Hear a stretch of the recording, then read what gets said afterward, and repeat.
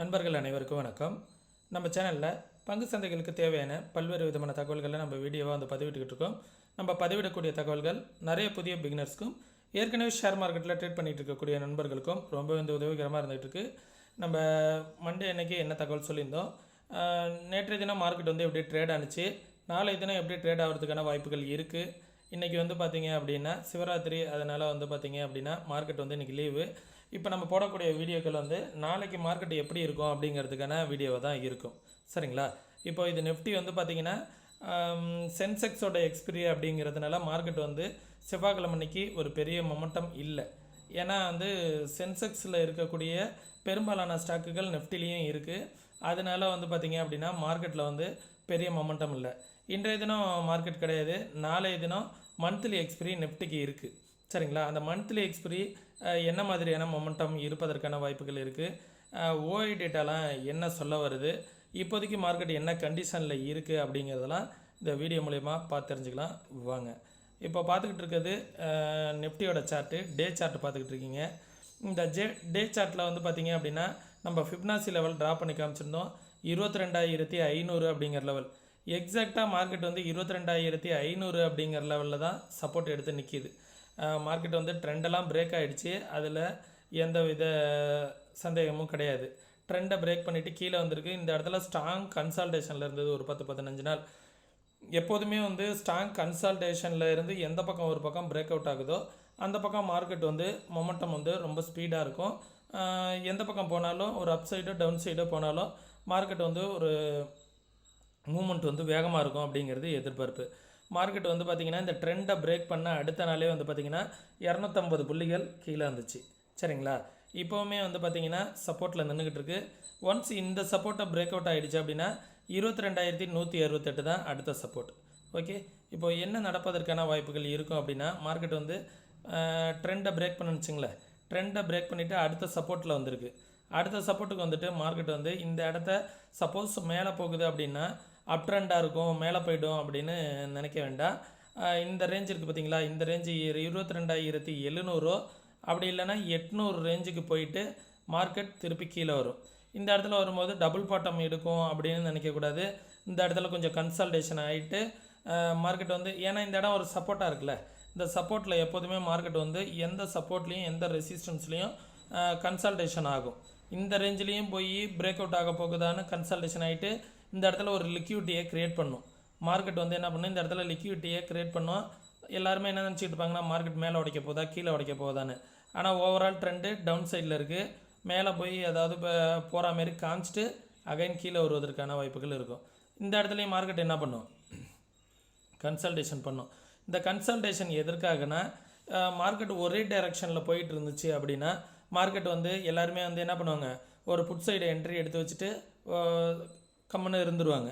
அதனால் market suppose இந்த இடத்துலேருந்து மார்க்கெட் மேலே திரும்பிடுமோ, சப்போஸ் இந்த இடத்துலேருந்து மார்க்கெட் மேலே திரும்பிடுமோ, சப்போஸ் இங்கேருந்து மார்க்கெட் கீழே வந்துடுமோ அப்படிங்கிற மாரி எல்லாரையும் சந்தேகத்திலேயே வச்சுருப்பாங்க. இதுதான் இன்ஸ்டிடியூஷனோட வேலை. இந்த இடத்துலேருந்து அப்புறம் என்ன பண்ணுவாங்க, கன்சல்டேஷன் ஆகிட்டு யாரும் எதிர்பார்க்காத டயத்தில் ஒரு கேப் டவுன்லேயே கூட மார்க்கெட்டை இப்படி திருப்பி கீழே கொண்டு வந்துடுவாங்க. திருப்பி இந்த ரேஞ்சில் இப்படி கன்சல்டேஷன் பண்ணுவாங்க. கன்சல்டேஷன் பண்ணிவிட்டு திருப்பி இந்த ரேஞ்சில் இப்படி ரெசிஸ்டன்ஸ் ஆகும், திருப்பி இப்படி கீழே வரும், திருப்பி கன்சல்டேஷன் ஆகும், திருப்பி இப்படி கீழே வரும்.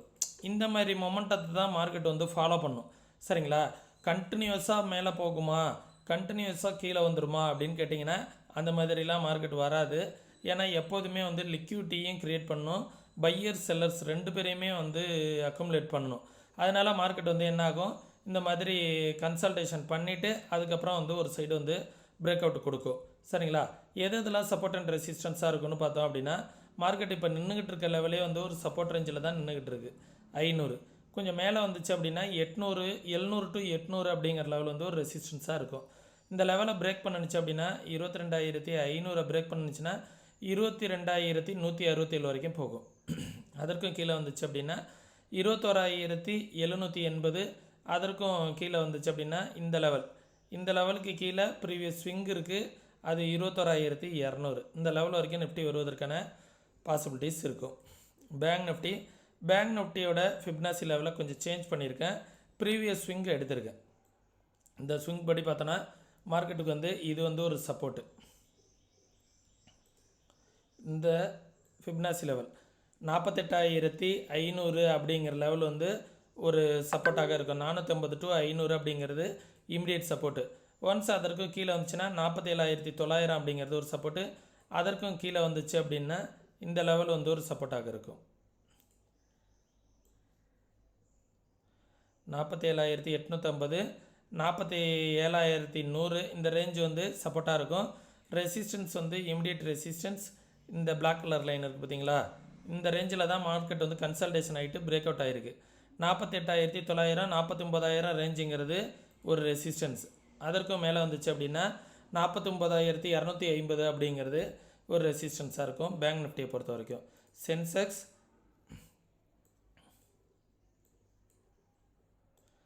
சென்செக்ஸ் வந்து பார்த்திங்க அப்படின்னா இந்த ரேஞ்ச் வந்து ஒரு சப்போர்ட்டு.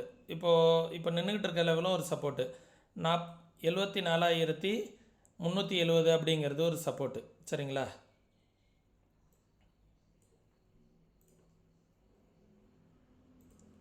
இந்த ரேஞ்சில் நிஃப்டி போலவே சப்போர்ட் எடுக்குதுங்களா.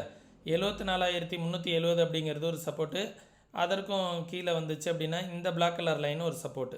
சரிங்களா, நம்ம தனியாக அதுக்குன்னு ட்ரா பண்ண வேணாம், அந்த பிளாக் கலர் லைனையே நம்ம வந்து ஃபாலோ பண்ணிக்கலாம்.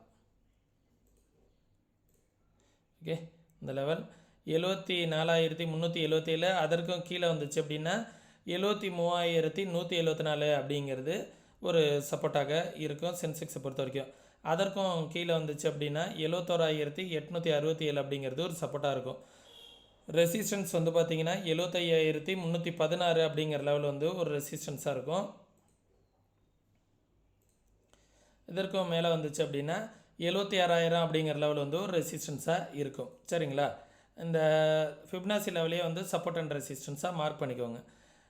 76,600 அப்படிங்கிறது ஒரு ரெசிஸ்டன்ஸாக இருக்கும். சரிங்களா, ஓஐ டேட்டா வந்து என்ன சொல்ல வருது நிஃப்டி, ஏன்னா மந்த்லி எக்ஸ்பீரியில் இருக்குது அப்படிங்கிறதுனால ஓஐ டேட்டா வந்து என்ன சொல்ல வருது அப்படிங்கிறத வந்து பார்த்துடலாம்.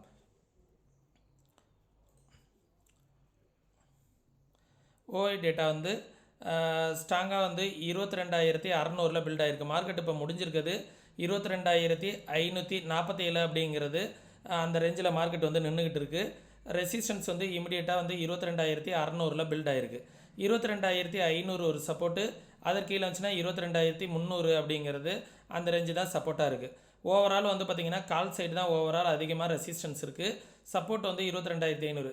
22,500க்கும் 22,600லையும் மார்க்கெட் முடிவதற்கான வாய்ப்புகள் மந்த்லி எக்ஸ்பைரியில் நிறையா சான்சஸ் இருக்கும். ஏன்னா 22,500ங்கிறது ஸ்ட்ராங்காக வந்து மார்க்கெட் வந்து சப்போர்ட் பில்ட் ஆகிட்டு இருந்துச்சு அப்படின்னா நாளைக்கு மார்னிங் வந்து ஒரு 10:30 மணிக்கு அப்படிங்கிற ரேஞ்சில் 22,500 ஸ்ட்ராங்காக ஓஐ டேட்டா பில்ட் ஆனிச்சுன்னா மார்க்கெட் வந்து என்ன ஆகும், இந்த இடத்துல வந்து சப்போர்ட் வந்து ஸ்ட்ராங்காக பில்ட் ஆகிடும்.